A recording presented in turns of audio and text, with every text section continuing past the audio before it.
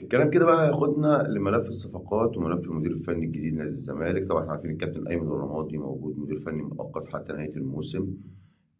وجاري التفاوض مع مدير فني اجنبي لتولي قياده الزمالك في الموسم المقبل. هنا والله الازمه مش المدير الفني، الازمه في طريقه اداره الملف. يعني الاسم اللي هقوله او ابرز الاسماء المرشحه للاسف هقوله، بس يعني يا ريت نمنع الضحك ويا ريت مش عايزين ناخد الموضوع بسخريه.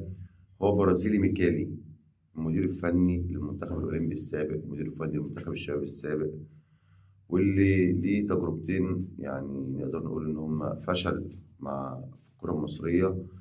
ويمكن اداره نادي الزمالك شايفه ان او لجنه التخطيط في نادي الزمالك شايفه ان ميكالي هو الانسب، لان هو على علم وعلى درايه باللاعب المصري. طيب ميكالي فعلا على درايه باللاعب المصري، بس هو فشل في التجربتين اللي خدهم هنا في مصر. طب انت جايبه على اساس ايه؟ يعني لو كان نجح في التجارب دي كنت هتجيبه ازاي؟ كنت هتعمل ايه معاه؟ دي نقطة عليها علامة استفهام. يمكن اللي بيفك علامة الاستفهام دي شوية إن وكيل ميكالي هو وكيل باسيرو، هو صاحب حازم إمام، صاحب عمرو الجنايني، صاحب ميدو، مع حفظ الألقاب للجميع. وهو الوكيل اللي كان في كذا صفقة قبل كده، وجاب يمكن أكتر أو من 10 لعيبة تقريبا، أو نقدر نقول 10 صفقات ما بين لعيبة ومدربين، بيسيرو وياسر حمد وموتيابا وكذا لعيب. وعقد عارض زياد كمال التاريخي من إنبي لنادي الزمالك برضه كان هو اللي ورا الصفقة دي، ومهاب ياسر.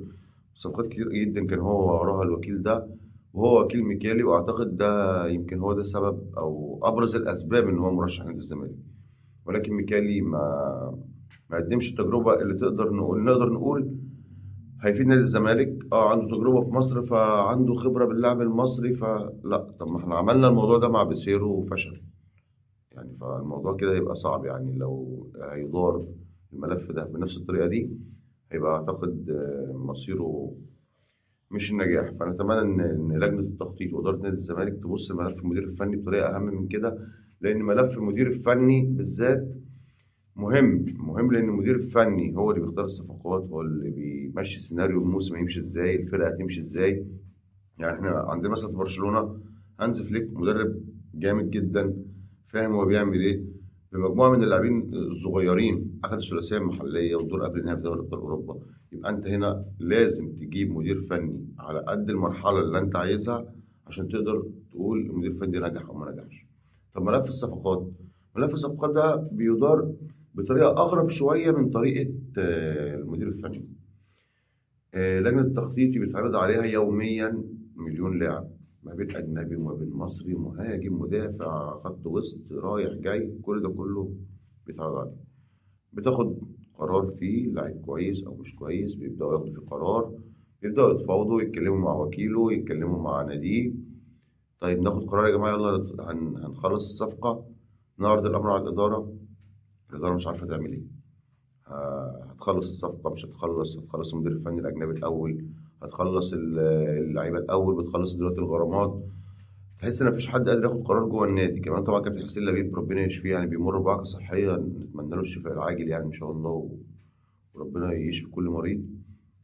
ده برضو معطل المواضيع شوية في ملف الصفقات.